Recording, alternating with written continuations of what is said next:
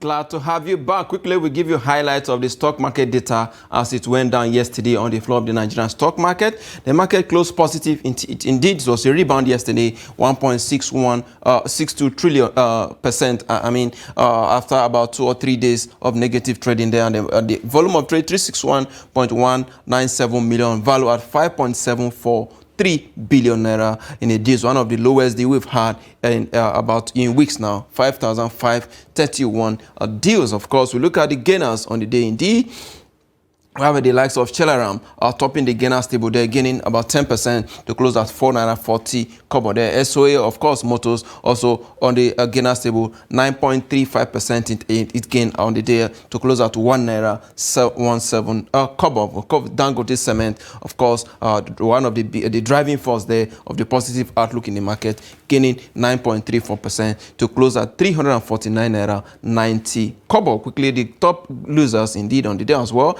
Car PLC also on the losers table, 10% it lost on the day to close at 9 naira, and of course 80 kobo. Academic Printing Press losing 9.36% there to close at 2 naira 13 kobo. Of course, Dangote Sugar also on the losing side today, 6.63% it lost to close at 32 naira 40 kobo. The top traded equities indeed, and the likes of FBN holding trading about 140 million volume of shares, followed by Fidelity Bank, 21.6 million volume of shares, and of course, Universal Insurance PLC traded 18.7 million volume of shares. Quickly, we look at the rest of Africa and see how they are doing. Of course, GSE in South Africa gaining 1.19% after the public holiday on Wednesday. Of course, the GSE in Ghana also gained closing flats there, of course, on Thursday. And Nairobi Stock Exchange lost 0.69% to close downward in the negative territory. These are the highlights of the market as it went down on Thursday across various trading floors on the continent. We'll take a very quick break. When we come back, we're going to look at the impact of fiscal policy and tax reforms on small businesses in Nigeria. And my guest, Dr. Solomon Edebiri, MON, will join me on the show. Don't go away.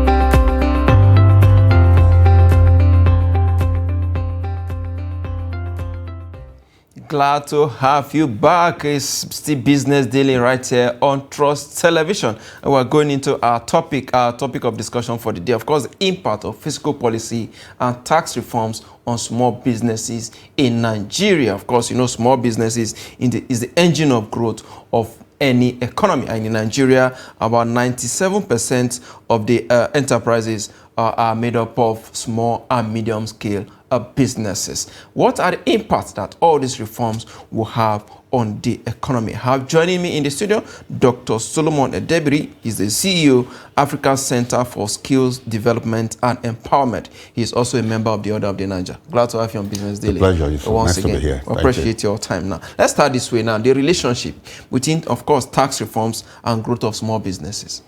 Well, it's heavily interlinked.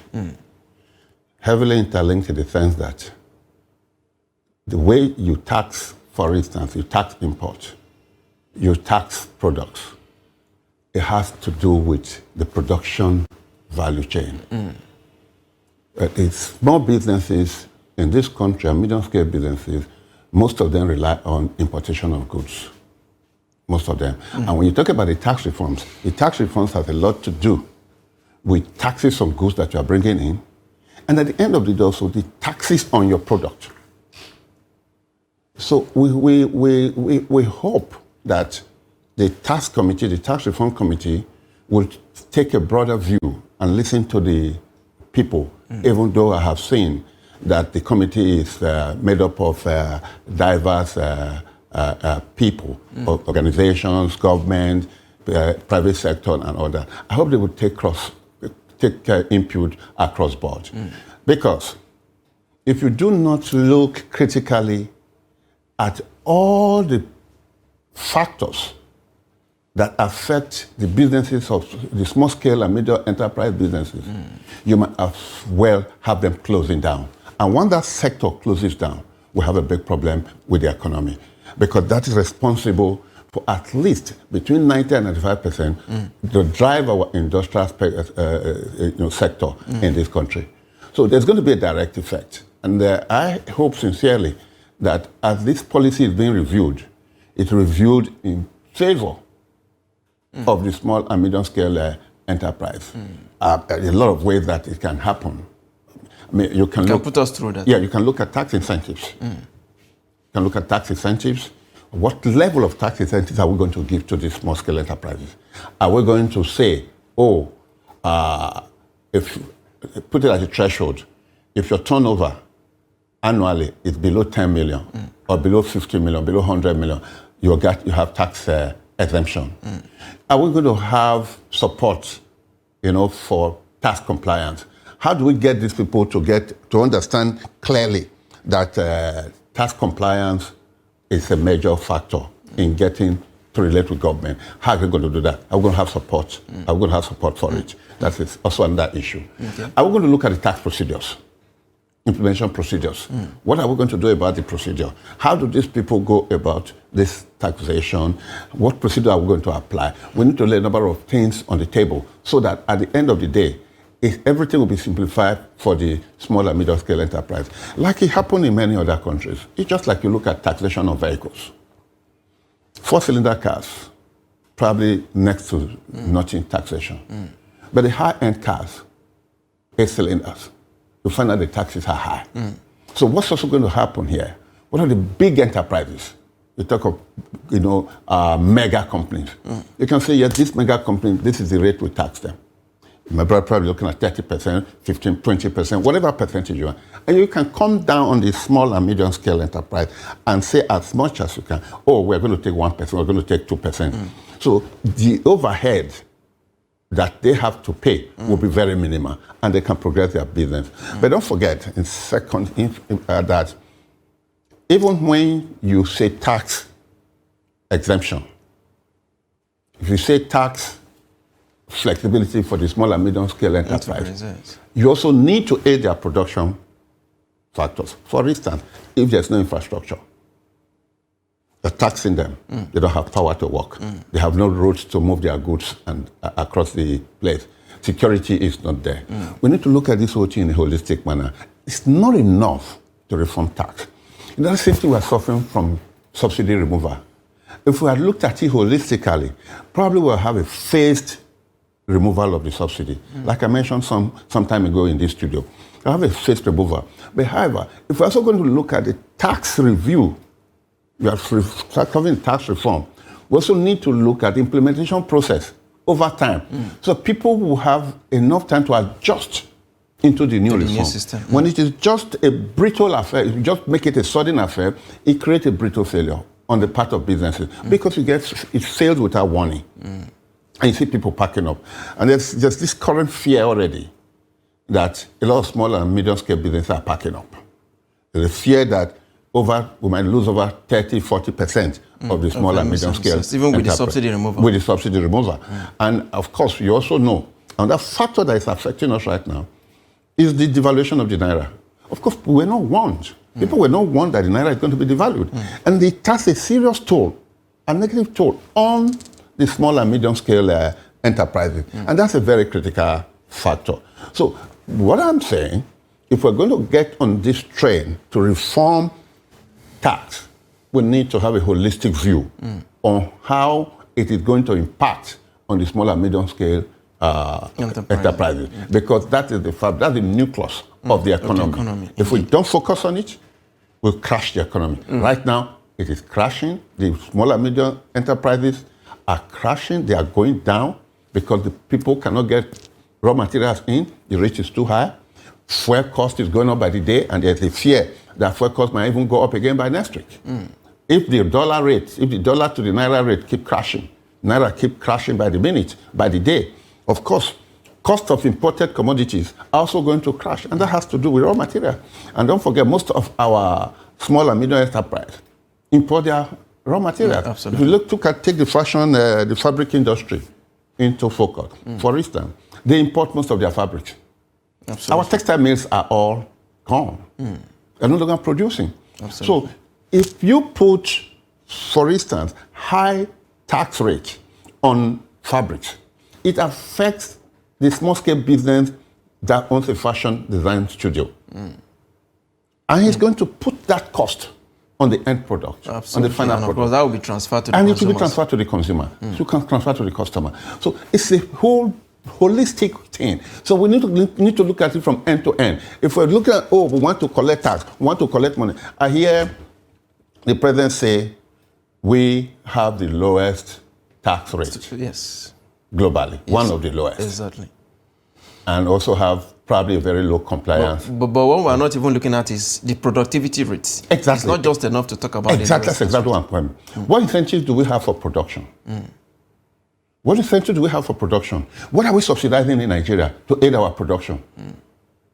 I heard someone the other day mention, federal government paid 30-something billion or whatever, Q1 to subsidize power. That's about 120 billion a year.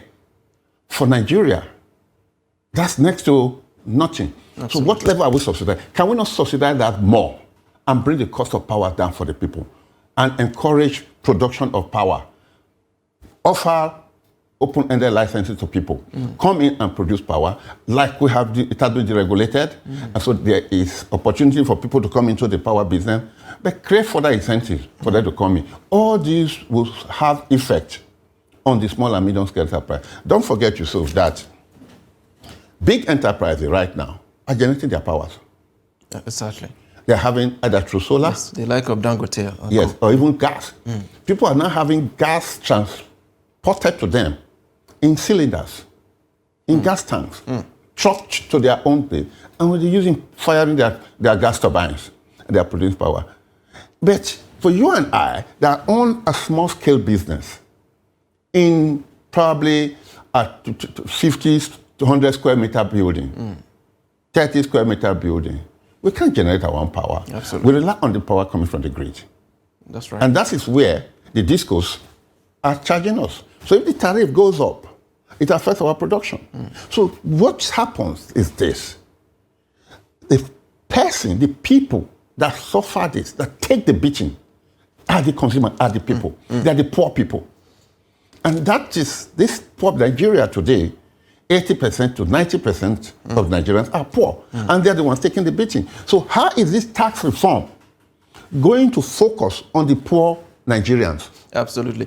Just to butt in there, Yes. the committee has also promised to, as a way of eliminating multiple taxation, they have said that some agencies of government will have to stop collecting tax, like customs, NCC, and then 61 other companies. Don't you think this will in a way eliminate multiple taxation of small businesses? It will, but don't forget, they're talking of federal government agencies. How are we going to harmonize state and local government with federal government? There needs to be an alignment. There needs to be a convergence at a point where you say, look, if local government is collecting tax for motorbike riders, federal government cannot take this from these people. What tax should local government collect? What tax should state government collect? And what tax should federal government collect? So we need to look at that. So I will hope the committee will critically look at this multiple taxation, which is not only arising from federal government agencies, but also from state and local government. If we're taking a look at the tax reform and tax collection, and we are focusing on federal government agency, then the poor, majority of the people will still suffer. Because these people are located at the local government level and the state level. They don't even have access to federal government facilities, activities that will elucidate charges. Absolutely. So I would suggest to the committee that while they try to aggregate this federal government agency, let us look at the state and local government as well and see how we can put all of them in a box with the federal government and say, okay, look, these are the taxes local government can collect, and that tax state will not collect it. And again, there are also taxes that have resemblance. They are similar. Government just go around, twist the name, but you're collecting the same thing. So they also need to look at this and say, look, if I say I'm collecting tax for edible materials, and another one is saying I'm collecting tax for materials you can eat. If you go to the synonyms of edible, you'll find out that it's the same. It's the same. Why do we have to do that? Because government says they want to improve on the IGRO. They want to improve on the IGRO and other. They can have other means and other ways, even without multiple taxes, to improve on the IGRO. Then the committee needs to look at that critically. Then we'll be able to say, yes, eliminate multiple taxes. And if you eliminate multiple taxation system, then of course, it will narrow down or limit the number of taxes that people pay. You have education tax, you have a local content tax, you have this tax. These taxes are so many and it's bleeding people off. Indeed, so many tax bleeding people off now. If you are to a way of advising small businesses operators, how would they know or identify those that are disguising as agent of government, whereas in the real sense of it, they're actually collecting this tax for themselves? It happens mostly at the local government level. Absolutely. Digitalization. Digitalization. Okay, we're the era of digital economy, where internet is used for all things. A large spectrum of people are now, of course, internet friendly and knowledgeable in the area of internet. One may argue that in local government areas, they do not have, a lot of them may not be internet. The infrastructure may not be there. Infrastructure, but there can be a center they can go. You give them the ticket, they must go to that center where there's equipment for them to transfer this payment electronically, and you get your receipt generated for you. That is the only way. I think some states, even as far as the market woman, their payment is now digitalized.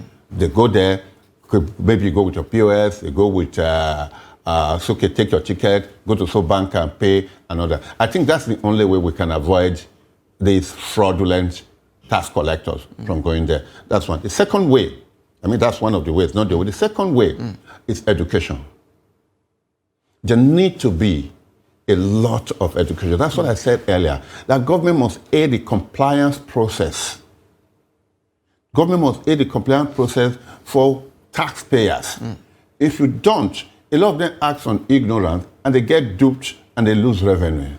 So government must aid their process. So there must be a lot of education, on these people. You have to educate them properly, let them know the processes that should be applied, let them know the procedure, and let them know what you stand to lose, let them know the taxes you are supposed to pay. Yeah. And let there be a contact point you can report anything that is different from exactly what you have what you have been told. And at the end of the day, the people will act in accordance with the provisions of the law, and they can avoid fraudsters. Of course, when you avoid fraudsters, you are avoiding loss of revenue, unnecessary loss of revenue. Indeed, and that will in a way eliminate sharp practices that we have in the sector. Let's look at the issue of tax evasion. Most of the corporate mostly are said to belong to the upper class. That most of them evade tax, they don't pay their taxes. Some, as at when do, some don't even pay at all. Now, what do you think now this new committee can actually do to ensure that the 20 trillion naira gap we have in tax revenue can actually be bridged? Well, I think it's simple. The tax agencies must work with the banks. Most of these companies have, like in the oil and gas company, whatever business you do, there's a report to the tax office. You're a contractor. This is how much you have worked. That evidence is in the tax office. If there can be that synergy, there can be that loop between the business empires, the conglomerates, and the tax office, and the banks, it will be difficult to evade tax. Because whatever you do, your money goes to the bank. That's right. And your source of income, of course, is defined.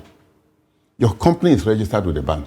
So whatever money that comes into the company is coming from the business you do with the company. So the bank does. And then if that is linked to FRS or whatever agency that will handle it, then there's a direct information on what you have generated. And there's a formula established to calculate what tax you can pay. And there should be an arbitration as well. There should be an arbitration party who, in the event you are not doing the right thing, the company can go and say, look, I'm complaining, I'm not doing the right thing, the tax officer are not giving me the right taxes to pay, and so this is my... And then the arbitrator can come between them and resolve the issue. I think if we create that synergy, we'll be able to block the various gaps, close the gaps, block the holes, and plug the holes back and get things right. In 30 seconds now, we're almost out of time now. The FCTA, that's Federal Capital Territory Administration, came up with this issue of pack and pay policy that is expected to take off very, very soon in FCT. And the process, according to them, is digitalized. And whenever you park your car, it is up to an hour, you pay 100 naira. It depends on the number of hours you park in, so you're going to pay for all of that. Do you think this will in any way boost the revenue of the concerned agency? Well, it's not just only going to boost revenue. I think it will create some sanity. And people just dump their vehicles and walk away, or park where you're not supposed to park, just because you do not want to walk a long distance. I think right now, if that happens, then it will boost sanity, it will boost income generation for the people as well. I think the time has come in this country where we should all do things in a very responsible manner, in an organized manner. So if you park your car in a place and you're staying more than 1 hour, and you pay 100 naira, so you learn to do your business quickly and go away, rather than you park your vehicle, you are gisting. Absolutely. So for that will also allow us, or give us the opportunity to manage our time appropriately. So I do not think there's anything wrong with that. The implementation is the problem. Absolutely. And again, just like you said earlier, avoiding sharp practices. Are individuals going to be collecting that money and put in their pocket? Or is it going to go to government? That should be discouraged. I must thank you, Dr. Solomon Edebiri, CEO, Africa Center for Skills Development and Empowerment. I must thank you for your time on Business Daily. Thank you very much. All right, and that's business for today. We'll be back on Monday. I am Yusuf Akogu.